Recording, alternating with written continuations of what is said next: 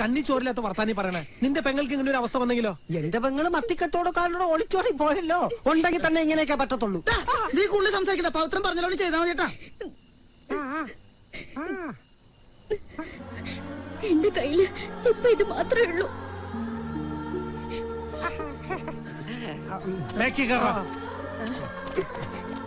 കുട്ടി ഇവിടെ കയറിക്കൊള്ളു.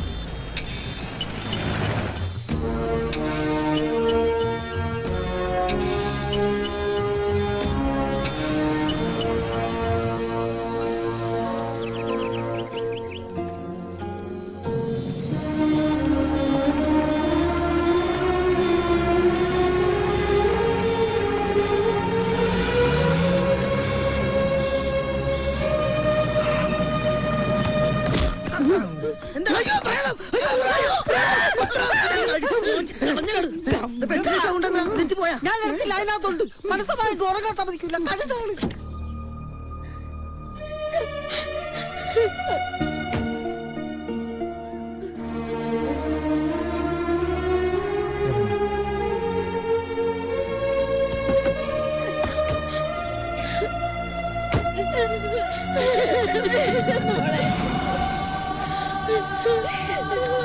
കരയല്ലേ മോളെ.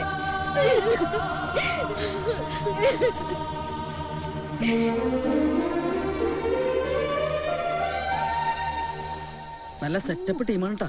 എന്നാ ഭയങ്കര വീടായത്. വാടക കുറച്ച് കേറ്റി അടിച്ചു കൊടുക്കേണ്ടതായിരുന്നില്ലേ?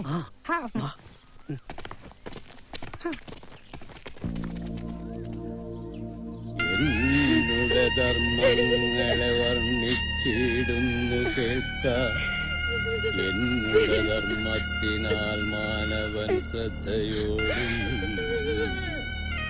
ജയിച്ചുകൂടാതൊരു മൃത്യുവേ ജയിക്കുന്നു. ജയിപ്പാൻ സർവധർമ്മമംഗിലർപ്പണം ചെയ്തു മനനം കൊണ്ടെന്റെ. പവിത്ര, എല്ലാത്തിനും കാരണം നീ ഒരുത്തനാ. ഞാൻ അവിടെ ചെന്ന് സീൻ ഉണ്ടാക്കാൻ വരുമ്പോ നീ അവിടെ അടുത്ത് കാശ് മേടിച്ചോണ്ടോ? എങ്ങനെയാടാ ഇങ്ങനത്തെ ഒരു അവസ്ഥയില്? ചടങ്ങ് കഴിയുന്നതിന് മുമ്പ് കാശ് ചോദിച്ചാൽ നാട്ടുകാരെന്ത് വിചാരിക്കും? വളരെ നല്ല കാര്യമാണോ നാട്ടുകാർ വിചാരിച്ചോളൂ. ദേ, ആ കിളവൻ കാറിടിച്ച് വടിയായി റോഡിൽ കിടന്നപ്പോ ഈ നാട്ടുകാർ ബന്ധുക്കളൊന്നും ഉണ്ടായിരുന്നില്ലല്ലോ. അതുകൊണ്ട് എന്റെ പൊന്നു മോൻ ചെന്ന് ആരും കാണാതെ കാശ് മേടിച്ചോണ്ട് വാ. ഇതൊരു മരണവിടാന്നുള്ള വിചാരം പോലും ഇല്ല. കച്ചറകള് നല്ല ശ്വാസം ഉണ്ടല്ലോ. താനല്ലോ ചത്ത്. എന്നാ പിന്നെ കാര്യത്തിലാണ് ഇവിടെന്ന 1540 കിലോമീറ്റർ ഉണിയുടെ ടി വി ഒന്നുമല്ല ഉണ്ടെന്ന്. ശവം ഉണ്ടെന്ന്. ശവം.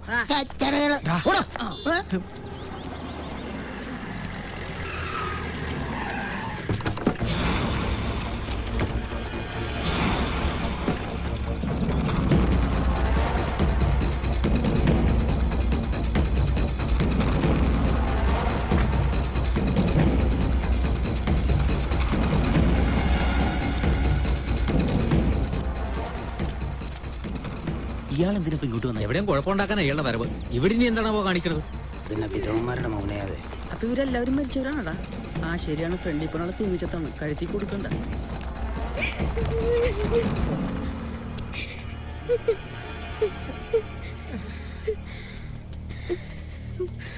ചിന്നസ്വാമി, അയ്യാ, എടുക്കടാ ലിസ്റ്റ്. വായിക്കേ, വാ തുറന്നു വായിക്കേ. Muthupandi Chettiar 3 lakh. Periya Thampi 50,000 care of Muthupandi Chettiar. Ramalingam 50,000 care of Muthupandi Chettiar. Nagappan 1 lakh care of Muthupandi Chettiar. മൊത്തം 5 ലക്ഷം. ഇതെന്താണ് പറയുന്നത്? അതവരുടെ വേഷം കണ്ടറിയാൻ മേലെ അതവരുടെ ഒരു തരം പ്രാർത്ഥനയാണ്. അതെ, മൊത്തം 5 ലക്ഷം. ഈ കിടക്കുന്ന ശവം ശവമാകുന്നതിന് മുമ്പ് എന്റെ കയ്യിൽ നിന്നും എന്റെ കെയർ ഓഫിൽ ഞാൻ വാങ്ങിക്കൊടുത്ത പണത്തിന്റെ കണക്കാണ് ഇപ്പോൾ ഇവിടെ വായിച്ചത്. മുതലും പലിശയും തരാതെ മലർന്നടിച്ച് കിടക്കുക വൃത്തികെട്ട ശവം. എന്റെ കാശ് തരാതെ ഇനി ഒരുത്തനും ഈ ശവത്തെ തൊടില്ല. ഇരിക്കണ എല്ലാരും.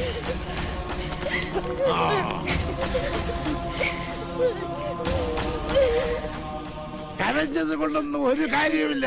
കാശ് വാങ്ങാൻ എന്തൊരു ഉത്സാഹമായിരുന്നു. അത് ചോദിക്കാൻ വന്നപ്പോ നല്ല വെടിപ്പായിട്ട് ചത്ത് മലർന്ന് കിടക്കുക. നാണമില്ലാത്ത മാറി. ഈ അവസരത്തിൽ ഇങ്ങനൊന്നും പറയരുത് ചെട്ടിയാരെ. ഈ കുട്ടിയുടെ ഇപ്പോഴത്തെ അവസ്ഥ നിങ്ങളെന്നൊന്നും ആലോചിക്കാത്തത്? അവസ്ഥ ആലോചിക്കാൻ ഞാനെന്താ കാലാവസ്ഥാ നിരീക്ഷകനോ? താൻ ആരാ? ഞാൻ വർമ്മയുടെ അകന്ന ബന്ധുവാ. എന്നാ അകന്ന ബന്ധു എനിക്കൊരു 5 ലക്ഷം രൂപ തരുവോ?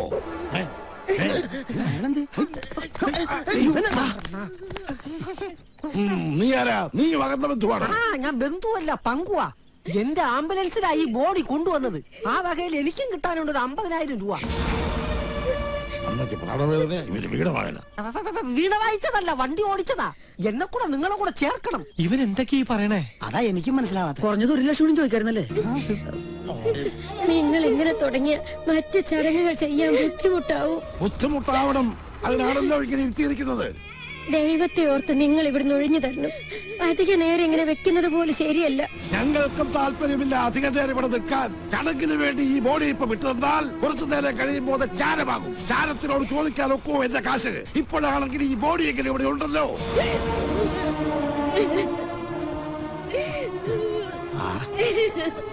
നമസ്കാരം ചെട്ടിയാരെ.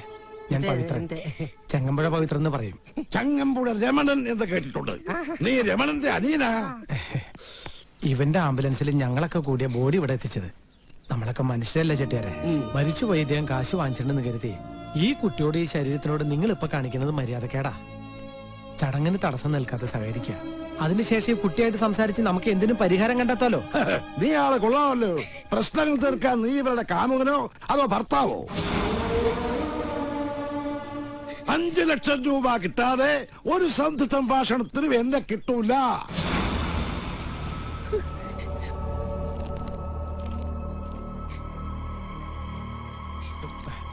ഇത് പുറത്ത് കിടക്കുന്ന ആംബുലൻസിന്റെ ചാവിയാ. ഇത് ഗ്യാരണ്ടി ആയിട്ട് വെച്ചിട്ട് നാളെ കുട്ടി പൈസ തരുമ്പോ ചാവി തിരിച്ചെന്നാ മതി. ആംബുലൻസ് ആംബുലൻസ് ചെല്ലുസ്വാമി, ആംബുലൻസ് വീട്ടിൽ കൊണ്ടിട്ട് വീടിന്റെ പുറകുവശത്തൂടെ കയറ്റിയാ മതി. ഇല്ലെങ്കിൽ ഞാൻ ചത്തുപോയെന്ന് വിചാരിച്ച് ഈ തെണ്ടുകളെല്ലാം അവിടെ തടിച്ചുകൂടും.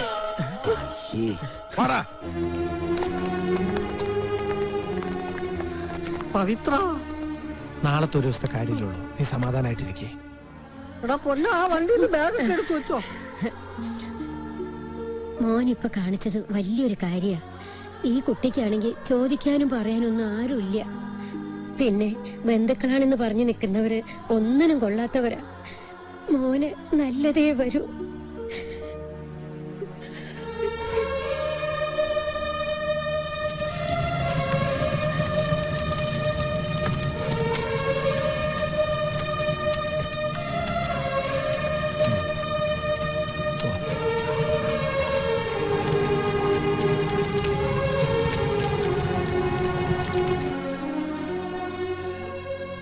എന്നാ ഞങ്ങള് പോയിട്ട് നാളെ വരാം.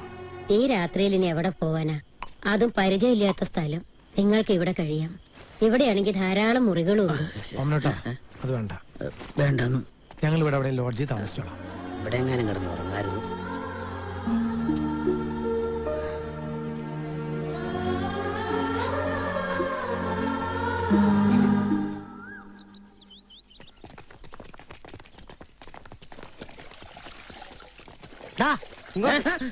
അങ്ങോട്ടാണോ?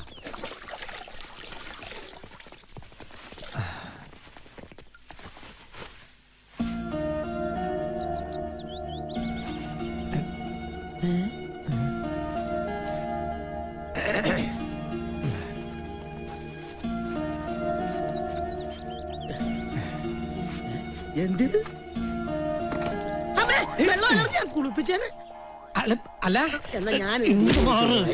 ഞങ്ങളെ മനസ്സിലായില്ലേ? ഞങ്ങൾക്ക് എന്തെങ്കിലും ഓടിയ കാശും ചെട്ടിയാർക്ക് കൊടുക്കാനുള്ള പൈസയും കിട്ടിയാ ഞങ്ങൾക്ക് പോകായിരുന്നു. കുട്ടിന്തൊന്നും മിണ്ടാത്തേ? ഞാൻ എന്താ പറയണ്ടേ? അല്ല ആംബുലൻസ് ചെട്ടിയാർ കൊടുക്കാൻ ഞാൻ പറഞ്ഞോ? നിങ്ങളല്ലേ കൊടുത്തത്? നിങ്ങളായിട്ട് പോയി മേടിച്ചോ. എന്റെ കയ്യിൽ ചെട്ടിയാർ കൊടുക്കാനുള്ള കാശോ നിങ്ങളുടെ വണ്ടിക്കോലിയോ ഒന്നും തരാനില്ല. വെറുതെ ശല്യപ്പെടുത്തോ. ഇപ്പൊ കണ്ടടാ എങ്ങനെയുണ്ട് പെണ്ണിന്റെ സ്വഭാവം? വാതിലടച്ച് പിണ്ടോം വെച്ച്. ഞാൻ അപ്പോഴേ പറഞ്ഞ ഇതിനൊന്നും നിക്കണ്ടെന്ന്. അനുഭവിച്ചോ? നീ ഒന്ന് വിഷമിക്കാതിരിക്കേ. നമുക്ക് ചെട്ടിയാരെ കണ്ട് കാര്യങ്ങൾ പറഞ്ഞ് മനസ്സിലാക്കാം. അയാൾ ഒരു നല്ല മനുഷ്യാന്ന് എനിക്ക് തോന്നണേ. ഇന്നലെ കണ്ടല്ലേ, നല്ല മനുഷ്യനാ. എലനക്കിപ്പട്ടിയുടെ കിരുന്നക്കിപ്പട്ടി അയാള്. നിങ്ങളൊന്ന് നടക്കാവോ? എന്തൊരു പുലിവാലുകളാ നോക്ക്.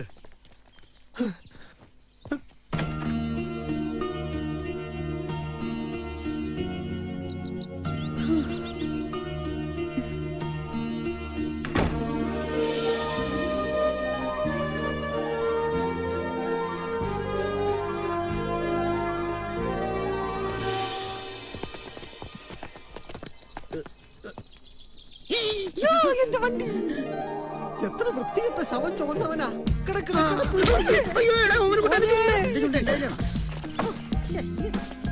എന്തൊരു കോലമാടാ ഇത്.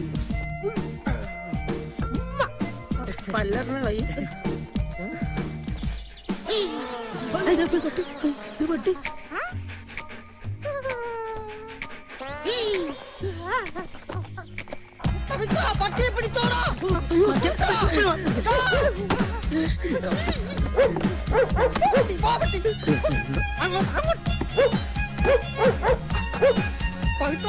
എന്നെ ഒന്ന് രക്ഷിക്കടാ. ഈ നായിന്റെ പോലെ എന്നെ കടിച്ചു കൊല്ലും. പട്ടി പട്ടി പട്ടി ചെട്ടിയാരെ. കൂടെ വാ. ആരാ? ചെട്ടിയാരാ. നമസ്കാരം.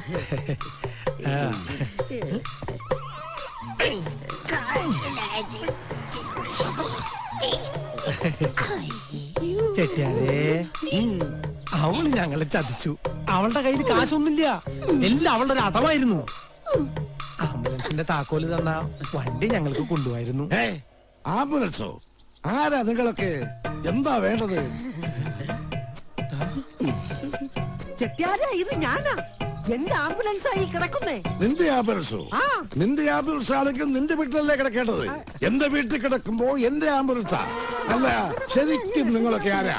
എനിക്ക് മനസ്സിലായില്ല. ഇവന്മാർക്കൊക്കെ ഗജനി സിനിമയിലെ സൂര്യയുടെ അസുഖ. കുറച്ചു നേരം കഴിഞ്ഞ പറ്റ തള്ളേ വരെ മറന്നു. ഇംഗ്ലീഷിൽ ഈ അസുഖത്തെ പറയും. ഇങ്ങനെയും പറയാം. ചെട്ടിയാരെ, താക്കോല്.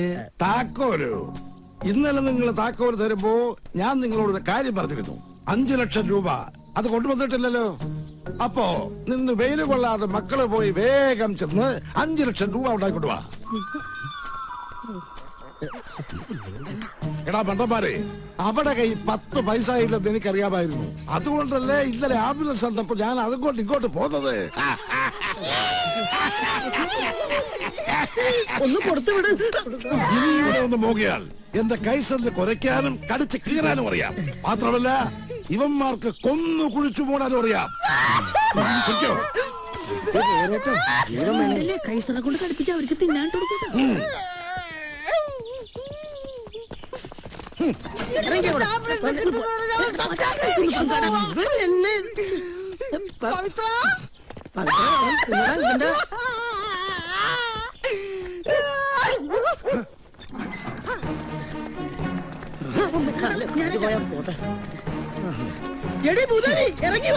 ഇറങ്ങി വാടി. എന്താടാ നിനക്കൊക്കെ വേണ്ടത്? നിങ്ങളാണോ തള്ള മൂദേവി? മൂദേവി എന്റെ തൊള്ളയുടെ. എന്റെ തള്ള പേര് മാധവി. മാധവി മൂദേവി അവൻ അധിക നേരൊന്നും വേണ്ട. മര്യാദയ്ക്ക് അവളെ കൊണ്ട് വിളിച്ചേ. തള്ളേന്ന് നിന്റെ മറ്റവളെ പോയി വിളിക്കടാ.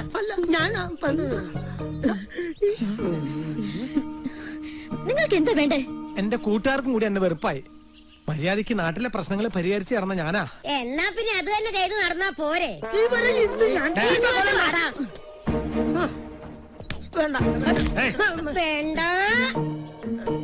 അതന്നെ എനിക്കും പറയാനുള്ളത്. ഇത് വേണ്ട.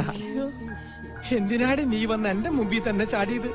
എനിക്കാണെങ്കിൽ ആരെങ്കിലും കണ്ണീര് കണ്ടാ പിന്നെ അതിന്റെ കാരണം അന്വേഷിച്ച് പോയില്ല, എനിക്ക് ഉറക്കം വരില്ല. പക്ഷെ നിന്റെ കണ്ണീന്ന് വീണത് കള്ളക്കണ്ണീരാണെന്ന് എനിക്ക് മനസ്സിലായില്ല. എന്നെ ഓർക്കണ്ട, എന്റെ കൂട്ടുകാരെ ഓർത്തെങ്കിലും ആ ചെട്ടിയാർക്ക് കൊടുക്കാനുള്ള കാശ് കൊടുത്ത് ആംബുലൻസ് അവിടെ നിന്ന് വിട്ടുതരാനുള്ള മാർഗം കുട്ടി ചെയ്തേ പറ്റൂ. ഞങ്ങളുടെ പങ്കജാഷിന്റെ ഏക വരുമാന മാർഗം ആ ആംബുലൻസ്. നിന്നെ സഹായിച്ചെന്നുള്ള ഒറ്റ തെറ്റേ ഞങ്ങൾ ചെയ്തുള്ളൂ. അതിനാണോ ശിക്ഷ? ഹലോ,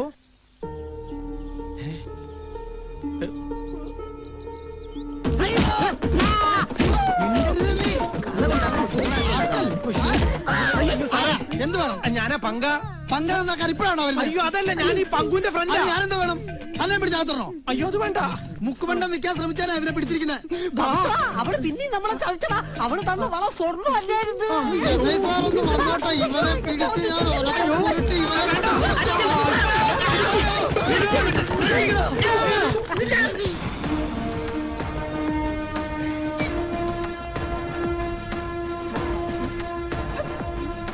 പവിത്രനല്ലേ? അതെ. എന്നെ ഇതിനു മുമ്പ് കണ്ടിട്ടുണ്ടോ? നല്ല പരിചയമുണ്ട്, പക്ഷെ എവിടെന്നാണ് പിടികിട്ടുന്നത്?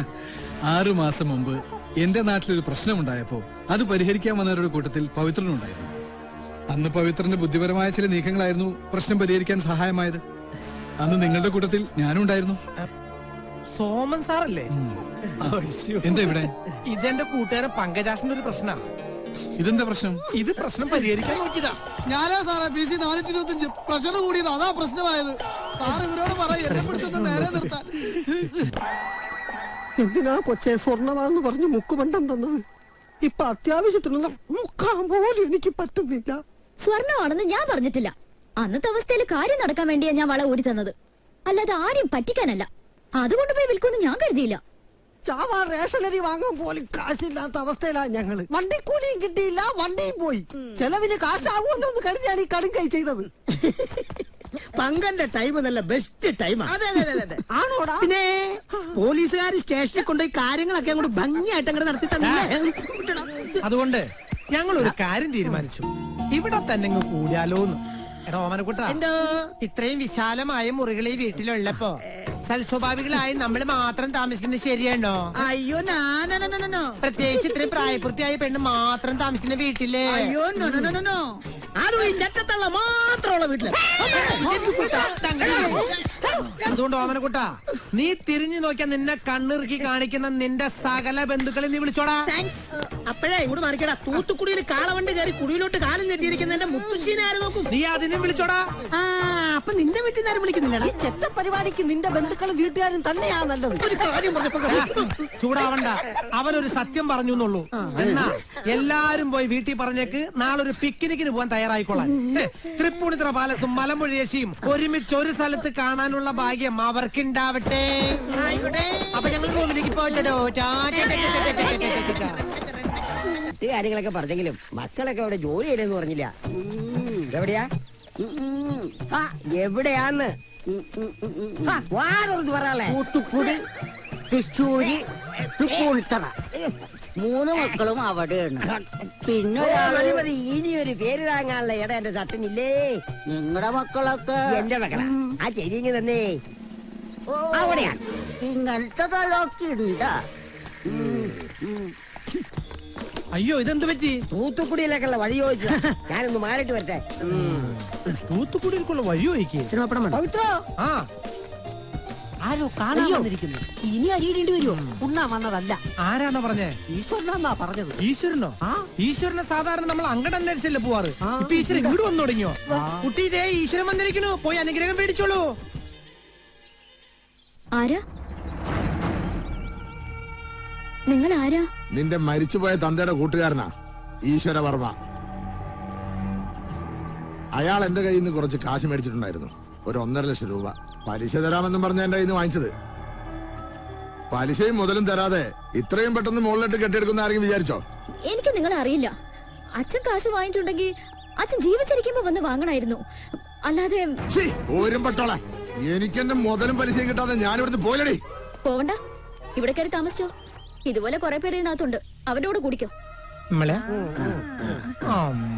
കാശില്ലെങ്കിൽ നീ ഒരു കാര്യം ചെയ്യേ, ഒരു 10 ദിവസം എന്റെ കൂടെ വന്ന് താമസിക്കേ. ഞാൻ കാണിച്ചു തരാം കാശ് അങ്ങനെ ഉണ്ടാക്കാമെന്ന്. എന്റെ കാശ് മുതലായ നിന്നെ തിരിച്ചുവിട്ടേക്കാം. എന്താ പോവല്ലേ? ഓടിവിടെ.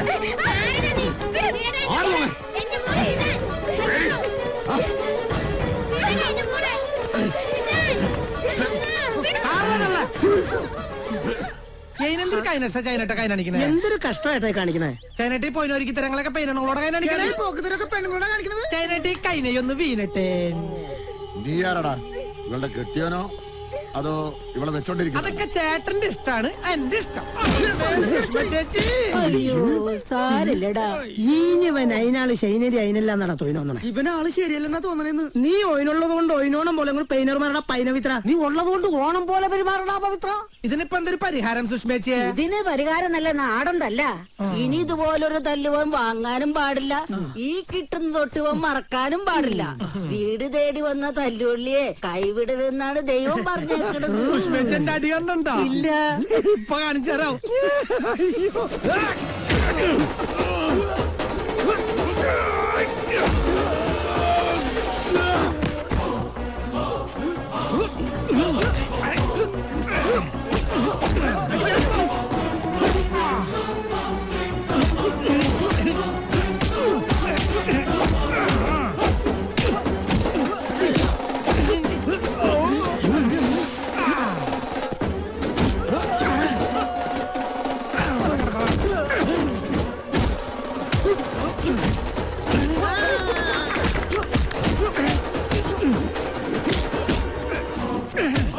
അയ്യമ്മച്ചിന്റെ അടി കണ്ടാ നീ ഇങ്ങനെ തന്നെ.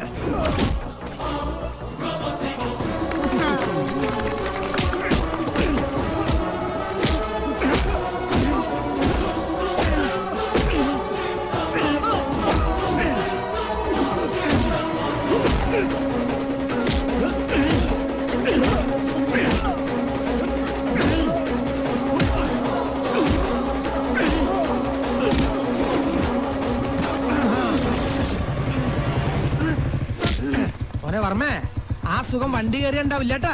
എടുത്തോണ്ട് പോടാ.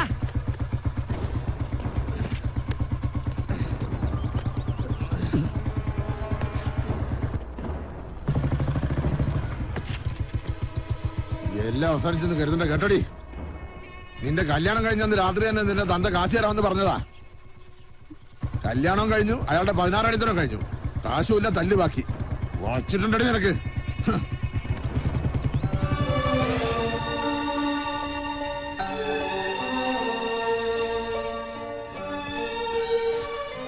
പറ്റിയൊന്ന് നിന്നേൻ.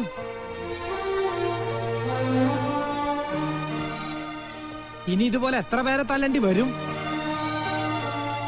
ഒരു പണിയും ചെയ്യാതെ അച്ഛനും കെട്ടിയോനും കുടുംബക്കാരെ കൂടെ അടിച്ചു പൊളിച്ച് നടന്നു കാണും. ഇപ്പൊ മൂക്കറ്റം കടവും, എന്നിട്ട് നിന്ന് മോങ്ങുക. വാട പവിത്ര, മതി ഇവിടുത്തെ പൊറുതി. ഇനി ഇവിടെ നിന്നാലേ നമ്മുടെ ജീവനും അപകടത്തിലാവും. എല്ലാവരും അവരവരുടെ കൂടും കൊടുത്ത് ഇറങ്ങിക്കോ. അതെ, നല്ല നല്ല നാട്ടിൽ കിട്ടും. 10 പൈസ കൊടുക്കണ്ട. പിന്നെയാണ് കണ്ടില്ലേ ചെറിയ പൊട്ടിച്ച് നിൽക്കണത്? വന്നുകൂടെ ഇനിയെങ്കിലും.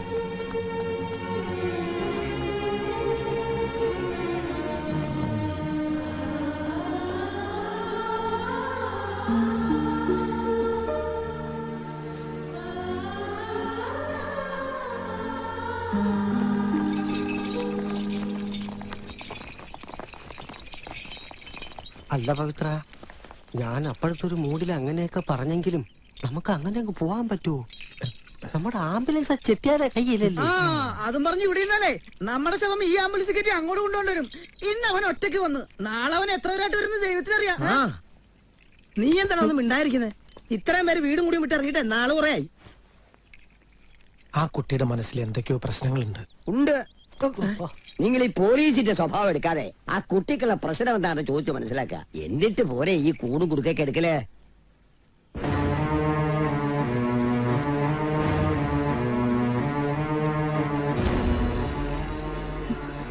ഇത് ഈ വീടിന്റെ ആധാരോ. ഇത് മാത്രമേ എന്റെ കയ്യിലുള്ളൂ. ഇത് വിൽക്കുകയോ പണയം വെക്കുകയോ എന്ത് വേണമെങ്കിലും നിങ്ങൾക്ക് ചെയ്യാം.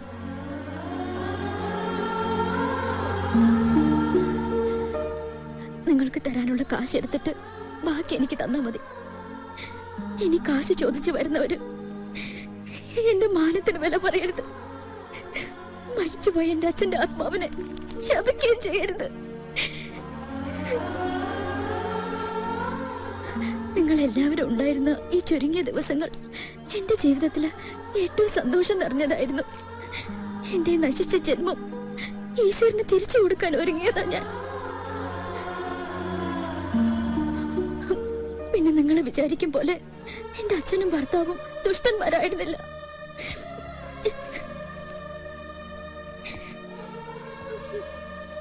കുട്ടിയുടെ അച്ഛനെ ആരെങ്കിലും കൊലപ്പെടുത്തിയതാണോ?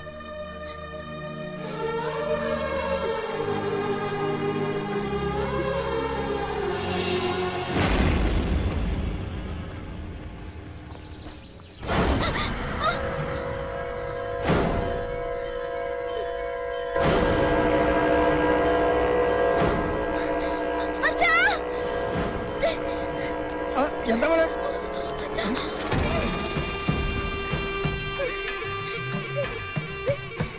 മാധവൻ ഇവിടെ എങ്ങനെ വന്നു എന്നായിരിക്കും വിചാരം. മാധവൻ എപ്പോ വേണമെങ്കിലും ജയിലിൽ നിന്ന് ഇറങ്ങാം കയറാം. പിന്നെ ഇന്നിറങ്ങിയത് അത് ഇവളുടെ കല്യാണം നടത്താൻ. എന്തായി ആ മാഷിന്റെ ആലോചന? കേരട്ട കിളവ, ഇനി വിണ്ടിയ തന്റെ നാവ് ഞാൻ വിഴുതുകളയും. ഇവളുടെ തള്ള ക്യാൻസർ വന്ന് ചത്തു മലച്ചപ്പോ അതിന് ചെലവഴിച്ച പണത്തിന് പകരം വീടും പറമ്പും കടക്കാര് കൊണ്ടുപോയതുകൊണ്ടാ ഞാൻ തന്നെ ഇങ്ങോട്ട് വിളിച്ചോണ്ട് വന്നത്. അല്ലാതെ അകന്ന ബന്ധു എന്നുള്ള സെന്റിമെന്റ്സ് കൊണ്ടല്ല, ഇവളെ കണ്ടുകൊണ്ട് തന്നെയാ. എന്നിട്ടിപ്പോ എന്റെ വീട്ടിൽ നിന്നുകൊണ്ട് വേറെ കല്യാണം ആലോചിക്കുന്നു. ഞാൻ കള്ളുപിടിയനും പെണ്ണുപിടിയനും കൊലപാതകയൊക്കെ ആയിരിക്കും, പക്ഷേ നിങ്ങൾ രണ്ടുപേരും ഓസിൽ താമസിക്കുന്നത് എന്റെ വീട്ടിലാണെന്നുള്ള കാര്യം മറക്കരുത്. പിന്നെ എനിക്ക് ഇവിടെ കയറി പൊറുക്കാൻ കഴിയാഞ്ഞിട്ടല്ല, ഇവളെന്റെ വെപ്പാട്ടിയാണെന്ന് നാട്ടാരെ കൊണ്ട് പറയിപ്പിക്കാതിരിക്കാനാ 4 പേരറിയ താലി കെട്ടാമെന്ന് വിചാരിച്ചത്. തന്തയും മോളും ഇനിയും എന്റെ മുമ്പിൽ വേഷം കെട്ടാനാണ് ഭാവമെങ്കില് രണ്ടിനെയും ഈ വീട്ടിലിട്ട് കത്തിച്ചു കളഞ്ഞാൽ. ശിക്ഷ കഴിഞ്ഞ് ജയിലിൽ നിന്ന് ഇറങ്ങുന്ന അന്ന് ഞാനും നീയും തമ്മിലുള്ള കല്യാണം. കേട്ടോടി?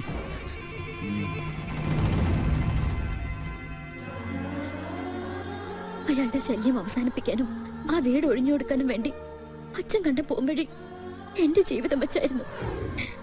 കഴിയില്ല അച്ഛാ, എനിക്ക് കഴിയില്ല. അച്ഛന്റെ പ്രായമുള്ള ഒരാളെ കല്യാണം കഴിക്കാന്ന് വെച്ചാ. മോളെ, എന്റെ കണ്ണ് അടയുന്നതിന് മുമ്പ് എന്നെ ആർക്കെങ്കിലും പിടിച്ച് ഏൽപ്പിക്കണ്ടേ അച്ഛനെ?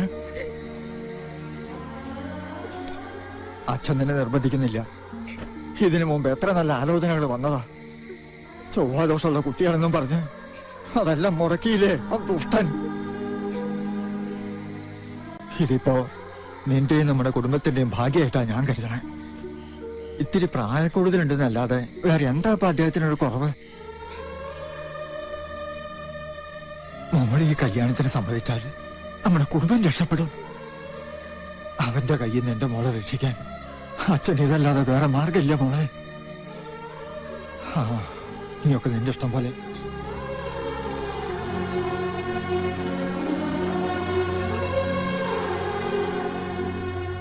മോളെ, എന്റെ മോടെ പ്രായമാ നിനക്ക്. ഇപ്പൊ ലക്ഷ്മി വിചാരിക്കുന്നുണ്ടാവും ഞാനെന്തിനാണ് ഈ വയസ്സുകാലത്ത് കല്യാണം കഴിക്കുന്നതെന്ന്. മനസ്സുണ്ടായിട്ടല്ല, പക്ഷെ ഇതൊരു വാശിയാണ്, എന്റെ മക്കളോടുള്ള വാശി. 3 ആണും 1 പെണ്ണുമാ. അവരെയൊക്കെ നല്ല രീതി കെട്ടിച്ചു, മക്കളുമായി വേണ്ടത്ര സ്വത്തുക്കളും കൊടുത്തു. പക്ഷെ നോട്ടം ബാക്കിയുള്ള സ്വത്തില. അത് കിട്ടില്ലെന്നായപ്പോ അവരെന്നെ കൊല്ലാൻ വരെ ശ്രമിച്ചിരുന്നു. 1 പ്രാവശ്യമല്ല, പല പ്രാവശ്യം. പക്ഷെ അവരുടെ സമയദോഷം കൊണ്ട് ഞാൻ രക്ഷപ്പെട്ടു. എപ്പോഴും ആ ഭാഗ്യനോടൊപ്പം ഉണ്ടായെന്ന് വരില്ലല്ലോ. മോളുടെ അച്ഛൻ ഇതെല്ലാം അറിയാവുന്ന. ഞാനും വർമ്മയും തമ്മിലുള്ള ബന്ധം 1 or 2 വർഷത്തെ അല്ല. അതുകൊണ്ട് തന്നെയാണ് ഞാൻ ഇങ്ങനൊരു കല്യാണത്തിന് ഇറങ്ങിത്തിരിച്ചത്. നിന്നെ എനിക്ക് എന്റെ മോളെ പോലെ കാണാൻ കഴിയും. പക്ഷെ നമ്മുടെ രണ്ടുപേരുടെയും, പ്രത്യേകിച്ച് നിന്റെ കുടുംബത്തിന്റെ രക്ഷയ്ക്ക് വേണ്ടി എനിക്ക് നിന്റെ കഴുത്തിൽ ഒരു താലിച്ചരട് കെട്ടിയേ പറ്റൂ. ലക്ഷ്മിക്ക് അതിന് സമ്മതമാണോ എന്നേ അറിയണ്ടു.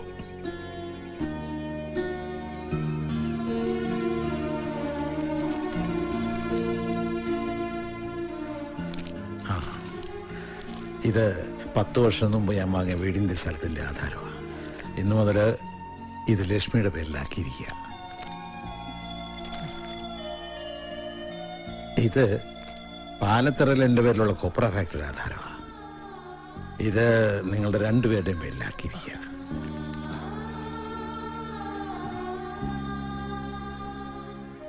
ഇതിനൊക്കെ ഞങ്ങൾ അർഹരാണോ? ഇപ്പൊ മുതൽ അർഹരാണ്.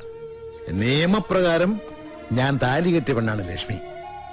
നാളെ ഇതെല്ലാം എന്റെ മക്കൾ അറിഞ്ഞെന്ന് വരാം. ഒരിക്കലും ഇതൊന്നും അവർ കൂട്ടുകൊടുക്കരുത്. എന്തിന്റെ പേരിലായാലും അവരെന്നെ അത്രയ്ക്ക് ദ്രോഹിച്ചിട്ടുണ്ട്.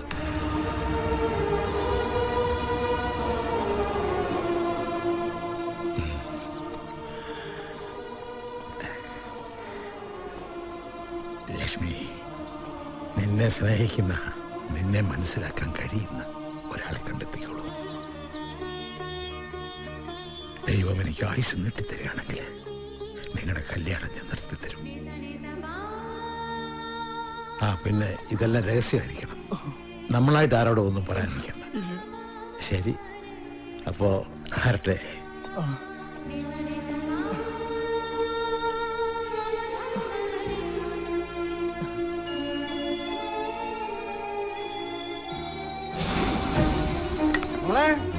ലക്ഷ്മി മോളെ, പോയി മോളെ, 10,000 പോയി. ആത്മഹത്യ ചെയ്തു എന്നാ പറയുന്നത്. പക്ഷെ ഞാനത് വിശ്വസിക്കില്ല. വേണ്ട മോളെ, നമ്മളിപ്പോ അവിടെ ചെന്നാ എല്ലാവരും എല്ലാം അറിയും. പോരാത്തന്നെ പോലീസും വേളൊക്കെയാണ് അവിടെ. നമുക്ക് എവിടെ ഇരുന്ന അദ്ദേഹത്തിന്റെ നിത്യശാന്തിക്ക് വേണ്ടി പ്രാർത്ഥിക്കാം. നമുക്ക് അതേ വിധിച്ചിട്ടുള്ളൂ മോളെ.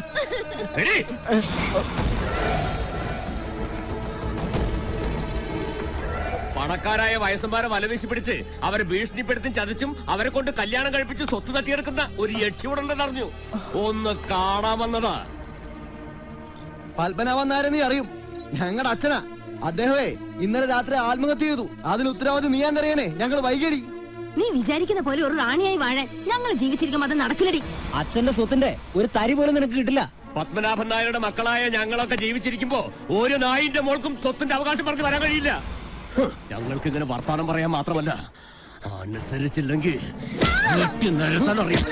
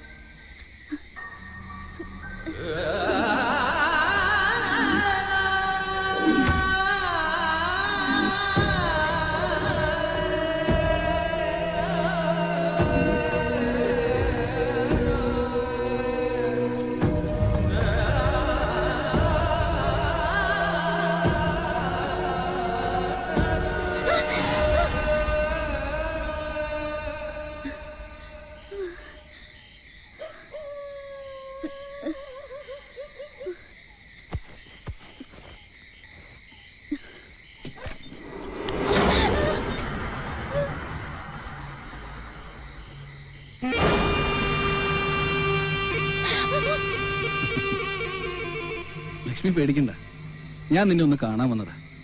ഒരു ദിവസത്തെ പരോളിലിറങ്ങി ഒരാളെ കൊല്ലാൻ. ആളെ തട്ടിക്കഴിഞ്ഞപ്പോഴാണ് അറിഞ്ഞത് അയാൾ നിന്റെ ഭർത്താവാണെന്ന്. പത്മനാഭൻ നായർ. ഞാൻ അറിയാതെ ഈ കല്യാണം എങ്ങനെ സംഭവിച്ചു ലക്ഷ്മി? നിനക്ക് വേണ്ടി ഇവിടെ ഞാനൊരുത്തൻ കണ്ണിൽ എണ്ണ ഒഴിച്ച് കാത്തിരിക്കുമ്പോ എന്തിനാടി നീ കിഴമാരുടെ പിറകെ പോണത്? പിന്നെ സ്വത്ത് കണ്ടിട്ടാണെങ്കിൽ അതിലൊരു കരിക്കിട്ട് കുടിക്കാൻ പോലും അവന്മാര് സമ്മതിക്കില്ല. പത്മനാഭൻ നായരെ കൊല്ലാൻ എന്നെ ഏർപ്പാടാക്കിയത് ആരാന്നറിയോ? അയാളുടെ മക്കള് തന്നെ. ഇനിയും നീ ഇതുപോലുള്ള അബദ്ധങ്ങൾ കാണിക്കരുത്.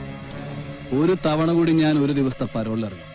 അത് നിന്റെ കഴുത്തിൽ താലി കെട്ടാനല്ലാതെ നിനക്ക് വേണ്ടി ഒരുത്തിനെ കൊല്ലാനാവില്ല. ലക്ഷ്മി ഇതൊന്നും കേട്ട് പേടിക്കണ്ട, സുഖമായിട്ട് കിടന്നുറങ്ങിക്കോ. മാധവട്ടം പോയിട്ട്. പിന്നെ ഞാൻ ഇവിടെ വന്നതോ പറഞ്ഞതോ ആയ കാര്യങ്ങൾ നമ്മളല്ലാതെ മറ്റാരും അറിയരുത്. അറിഞ്ഞാലുള്ള ഭവിഷ്യത്ത് അച്ഛനും മോക്കും അറിയാലോ.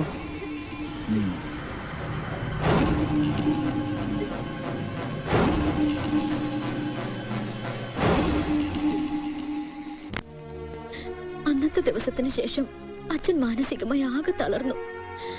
പത്മനാഭൻ നായർ എന്ന ആ നല്ല മനുഷ്യന്റെ വാക്ക് പാലിക്കാനും ഈ വീട് അദ്ദേഹത്തിന്റെ ആ നശിച്ച മക്കൾക്ക് വിട്ടുകൊടുക്കാതിരിക്കാനും വേണ്ടി ഒരു വക്കീലിനെ കാണാൻ അച്ഛൻ തീരുമാനിച്ചു. അഡ്വക്കേറ്റ് ജയദേവൻ. പത്മനാഭൻ നായരുടെ മക്കൾക്കെതിരെ അയാൾ കേസ് ഫയൽ ചെയ്തു. കേസിന്റെ കാര്യം പറഞ്ഞു പിന്നീട് വക്കീൽ അച്ഛന്റെ അടുത്തുനിന്ന് പണം വാങ്ങിക്കാൻ തുടങ്ങി. കേസിനെ കുറിച്ച് ഒന്നും അറിയാതിരുന്ന അച്ഛൻ ആരുടെയൊക്കെയോ കയ്യിൽ നിന്ന് പണം വാങ്ങി വക്കീലിന് കൊടുത്തുകൊണ്ടേയിരുന്നു. ഇതിനിടയിലാണ് വക്കീലും അവരുടെ പക്ഷത്താണെന്ന് അച്ഛൻ അറിഞ്ഞത്. മോനെ, ഇല്ലാത്ത കാശ് കടം വാങ്ങിച്ചാടാ ഞാൻ നിനക്ക് തന്നുകൊണ്ടിരുന്നത്. ആ എന്നെയാണ് നീ ചതിച്ചത്. ഇന്നെ ഞാൻ വെറുതെ വിടില്ല. അച്ഛനും മോളും കണ്ട സ്വപ്നം അതൊരു സ്വപ്നമായിട്ട് തന്നെ വിട്ടാരെ. അവരോട് എതിരിടാൻ നിന്നാ പിന്നെ നാട്ടിൽ പോലും നിങ്ങൾക്ക് ജീവിക്കാൻ കഴിയില്ല. ഒരു കോംപ്രമൈസിന് തയ്യാറാണെങ്കിൽ അവർ മാന്യമായിട്ട് എന്തെങ്കിലും തരും. അല്ലെങ്കിൽ എനിക്കെന്നല്ല ഒരാൾക്കും ഇക്കാര്യത്തിൽ നിങ്ങളെ സഹായിക്കാനാവില്ല.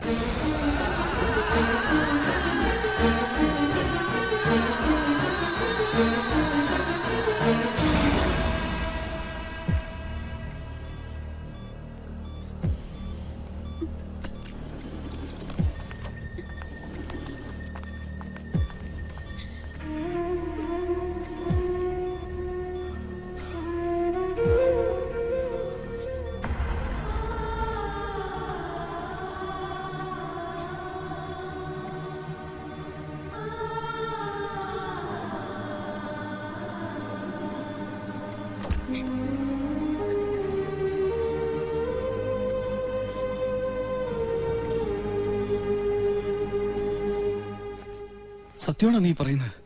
എനിക്ക് വിശ്വസിക്കാൻ കഴിയുന്നില്ല. വിശ്വസിക്കാം. മാധവേട്ടന് വിവാഹം കഴിക്കാൻ എനിക്ക് സമ്മതം. പക്ഷേ എനിക്കൊരു വാക്ക് തരണം. എന്താ നിനക്ക് വേണ്ട? എന്ത് വേണമെങ്കിലും ആവശ്യപ്പെട്ടോ. ഇന്നെനിക്ക് ഏറ്റവും സന്തോഷമുള്ള ദിവസമാണ്. പത്മനാഭൻ നായർ എഴുതി തന്ന സ്വത്തുക്കൾ നമുക്ക് തന്നെ കിട്ടണം. അതാ മക്കൾ അനുഭവിക്കാൻ പാടില്ല. അത് ഞാനും അച്ഛനും അദ്ദേഹത്തിന് കൊടുത്ത വാക്കാ. മാധവേട്ടൻ എന്റെ കഴുത്തിലെ താലി കെട്ടിയ പിന്നെ എനിക്കുള്ളതെല്ലാം മാധവേട്ടനും കൂടി അവകാശപ്പെട്ടതാ. അതിന് മാധവേട്ടൻ എന്നെ സഹായിക്കണം. നീ എന്നോട് സഹായം ചോദിക്കണ്ട. നീ എന്നെ കെട്ടിക്കൊള്ളാന്ന് പറഞ്ഞില്ലേ, അത് മതി എനിക്ക്. അതിലെല്ലാം ഉണ്ട്. നീ സമാധാനമായിട്ട് പോയിക്കോ. ഇനി നിനക്കെതിരെ അവന്മാരൊന്നും ചെയ്യില്ല.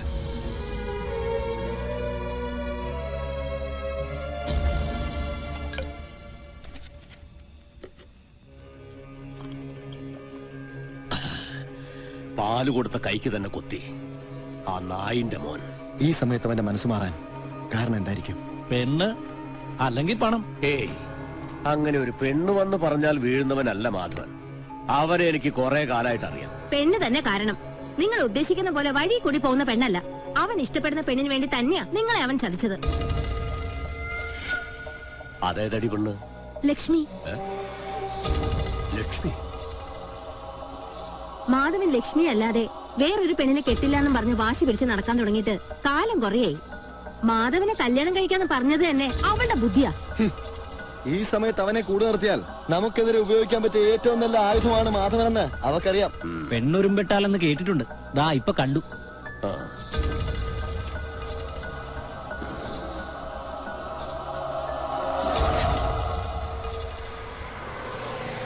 നീ എന്താ വിവേകാ മോളെ കാണിച്ചത്? മാധവനെ പോലുള്ള ഒരുത്തന്റെ ഭാര്യയാവാൻ. അച്ഛൻ അതൊന്നും ഓർത്ത് വിഷമിക്കണ്ട. ആ സമയത്ത് എനിക്ക് അങ്ങനെ ചെയ്യാനാ തോന്നിയത്. പത്മനാഭൻ നായർക്ക് നമ്മൾ കൊടുത്ത വാക്ക് പാലിക്കാം, അതായിരുന്നു ഞാൻ ഉദ്ദേശിച്ചത്.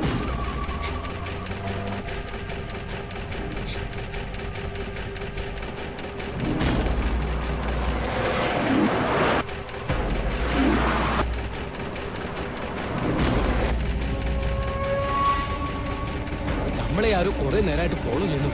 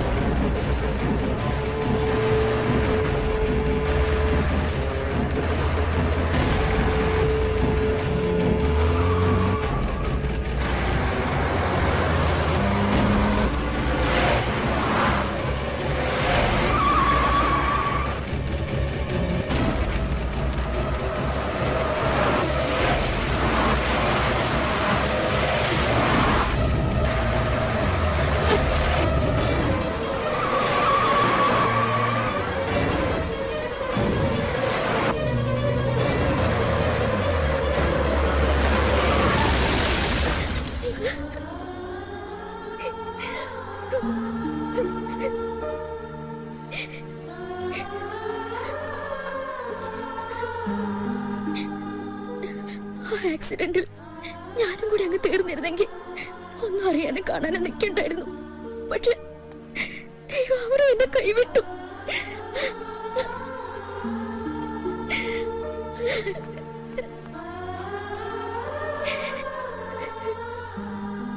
പവിത്ര, അതിന്റെ കഥ കേട്ടിട്ട് ആരോരും ഇല്ലാത്തൊരു പാവം കുട്ടിയാണെന്നാ തോന്നുന്നേ. ദൈവം നമ്മളെ ഇവിടം വരെ എത്തിച്ചത്. ഇനി മാധവൻ മീശ മാധവനായിട്ട് വന്നാലും നമ്മൾ ഇവിടം വിട്ടു പോണ പ്രശ്നമല്ല. അല്ല, ഈ പ്രശ്നം നീ എങ്ങനെ പരിഹരിക്കാൻ പോകുന്നു? പരിഹാരത്തിന്റെ ഒന്നാം ഘട്ടം എന്ന നിലയ്ക്ക് ആദ്യം വില്ലനായി നിൽക്കുന്ന മാധവനെ ചെന്ന് കാണുന്നു. അതും മാധവന്റെ മാളത്തിൽ ചെന്ന്.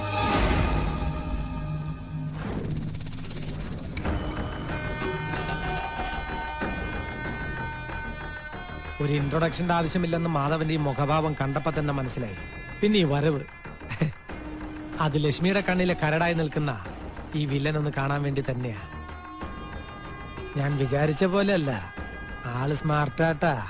കോടശ്ശേരി മഠത്തിൽ വർമ്മത്തമ്പുരാന്റെ മകൾ ലക്ഷ്മിക്ക് താങ്ങും തണലുമായി നിൽക്കുന്ന ചങ്ങമ്പുഴ പവിത്രൻ. ഈശ്വരവർമ്മ പറഞ്ഞറിഞ്ഞു നിന്റെ പെർഫോമൻസിനെ കുറിച്ച്. അയ്യോ, ഞാനൊരു പാവം പവിത്രനാ. കൂടുതൽ സ്മാർട്ടാവാതെ വന്ന കാര്യം പറടാ. ഇതിനകത്തും എന്റെ ആളുകളാ ഉള്ളത്.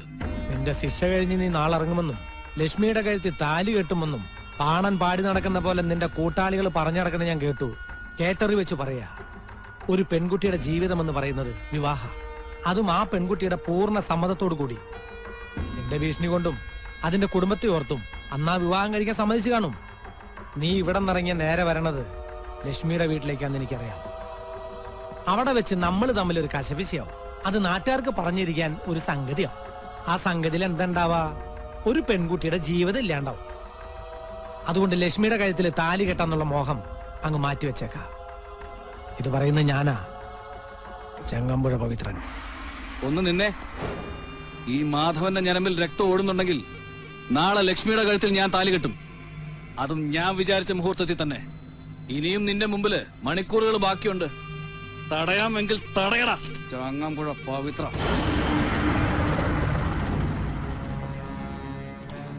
എന്തൊക്കെയായാലും നീ അവനെ വെല്ലുവിളിക്കണ്ടായിരുന്നു. അവന്റെ സ്വഭാവം ലക്ഷ്മി പറഞ്ഞ് നീയും കേട്ടതല്ലേ? എനിക്കെന്തോ ആകെ പേടിയാവുണ്ട്. എടാ, അവനെ പേടിച്ച് ജീവിക്കുകയാണെങ്കിൽ അതിനെ സമയം കാണൂ. എടാ പവിത്ര, ഇതിനൊരു പരിഹാരമേ ഉള്ളൂ. ഞാൻ ഈ അമ്പലത്തിന് മുമ്പിൽ ഇരുന്ന് പറയുക. ഞാൻ പറയുന്നത് കേട്ടിട്ട് എന്നോട് നീ ദേഷ്യപ്പെടരുത്. നിന്റെ അമ്മയുമായിട്ട് ആലോചിച്ച് ആ കുട്ടിക്കൊരു ജീവിതം കൊടുത്താ അത് നിന്റെ ജീവിതത്തിൽ നീ ചെയ്യുന്ന ഏറ്റവും വലിയ പുണ്യമായിരിക്കും. എടാ, അതിന് അവളുടെ സമ്മതം കൂടെ വേണ്ടേ? ഓ പിന്നെ, എടാ ഇവൻ അവൾക്കൊരു ജീവിതം കൊടുക്കാന്ന് പറയുന്നതന്നെ അവളുടെ ഏറ്റവും വലിയ ഭാഗ്യമല്ലേ? ആ, ഇതായിരിക്കും വിധവയായ കന്യക. പവിത്ര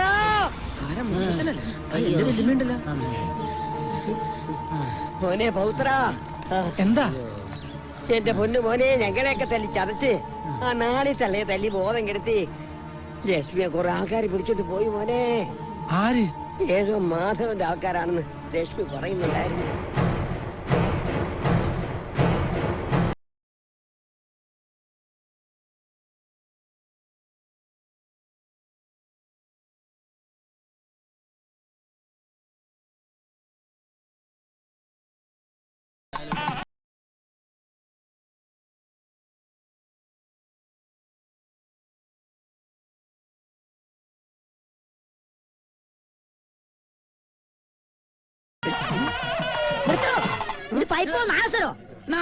താനം തന്നെ നാസരം വായിക്കുമ്പോ ഓട്ട പൊത്തി പിടിക്കണേ.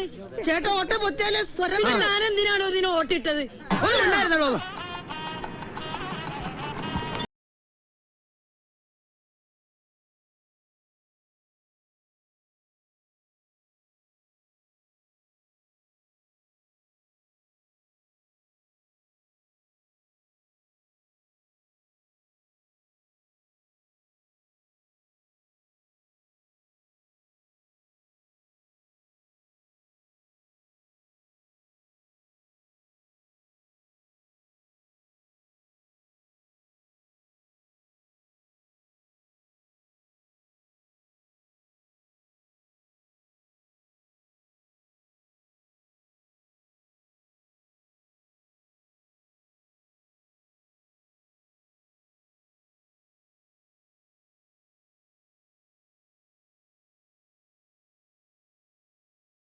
എല്ലാം ഓക്കെ. അവന് മണ്ഡപത്തിന്റെ ഏടടുത്ത് വരില്ല. ഗേറ്റിൽ നമ്മുടെ ആളുണ്ട്. മാധവനൊന്നും നിന്ന്.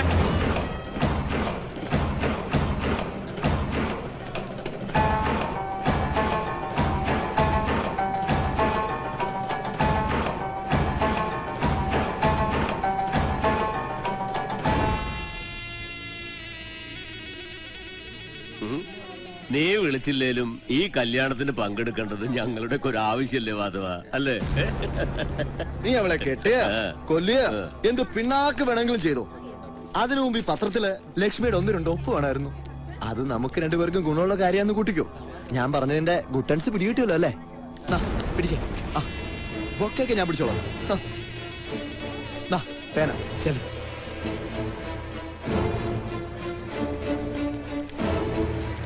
ഒന്നും കാണാതെ ആരെങ്കിലും ഈ പെണ്ണിനെ കെട്ടുവോ സാറന്മാരെ?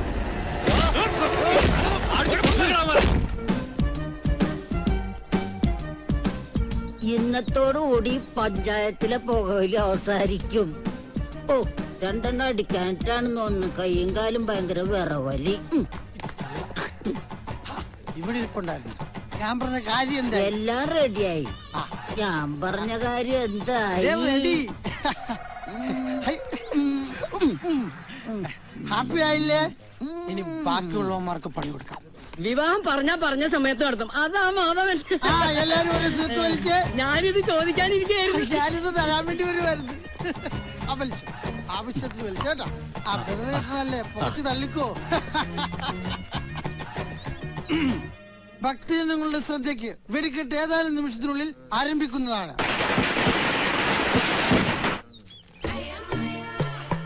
എന്താ ഉണ്ടായതിപ്പോ? ഒന്നുമില്ല, ഒരു സിഗരറ്റ് വലിച്ചതാ. ഇവിടെ എന്തൊക്കെയോ പ്രശ്നങ്ങൾ നടക്കുന്നുണ്ട്.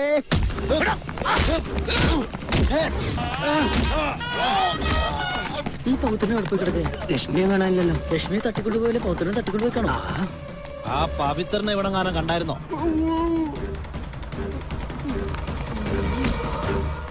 തേടേണ്ട തേടേണ്ട തേടി തളരേണ്ട.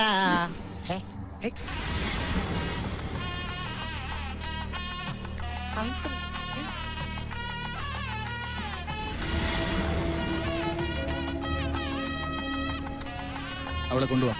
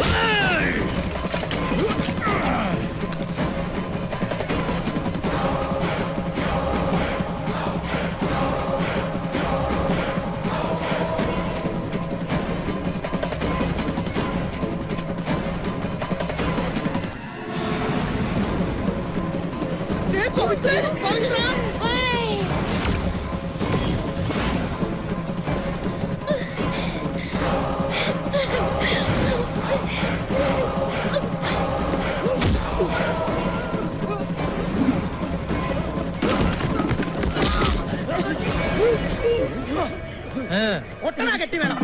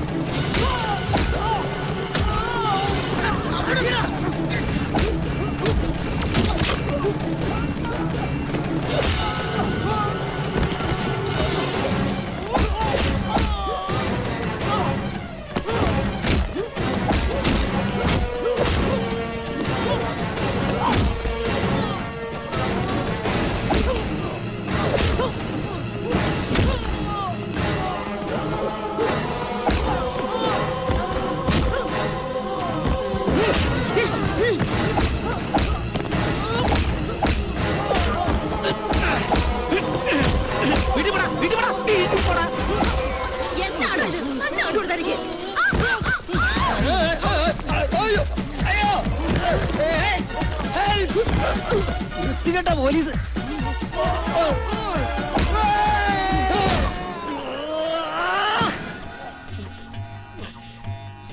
കല്യാണം ഇവിടെ എത്തിന്നാ തോന്നുന്നു. ചീഞ്ഞാവിയിലുടെ വേണം. ഇവിടുന്ന് എങ്ങനെ ഒന്ന് ഇറങ്ങാം. അയ്യോ.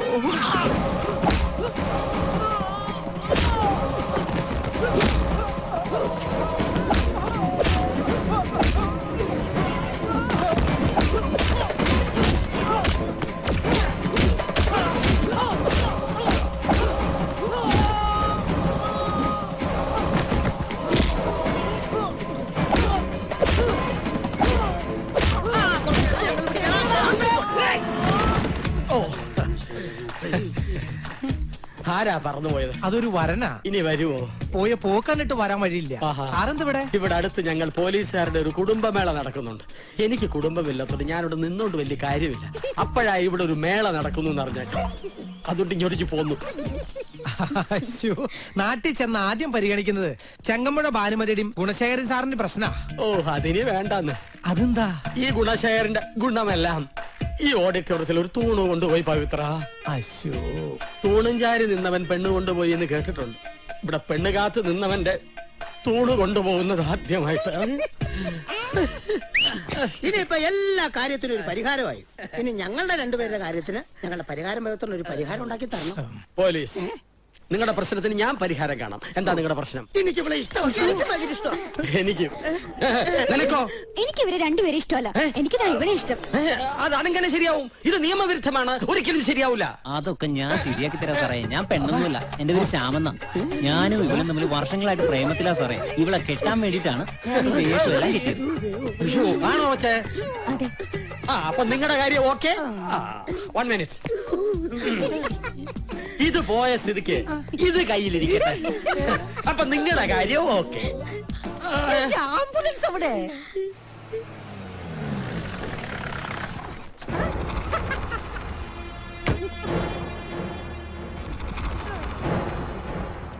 പവിത്ര, ജനിച്ചാൽ ഒരിക്കൽ മരിക്കും. മരിക്കുന്നതിന് മുമ്പ് എന്തെങ്കിലും നല്ല കാര്യങ്ങൾ ചെയ്യണം. അത് നീ ഇപ്പോഴും ചെയ്തുകൊണ്ടിരിക്കുന്നു. എന്റെ മനസ്സു മാറ്റിയ നിങ്ങൾക്ക് എന്നും നന്മകൾ മാത്രമേ വരൂ. ഇതാ ആംബുലൻസിന്റെ ചാവി. ജീവിതം അടിച്ചു പൊളിക്കണ. ചങ്കരമാമി താളടിച്ചണ് ഇത് കണ്ടിട്ടം റോത്താള് തൊയ്ച്ചണ തൊയ്യമ്മയ്യപ്പ.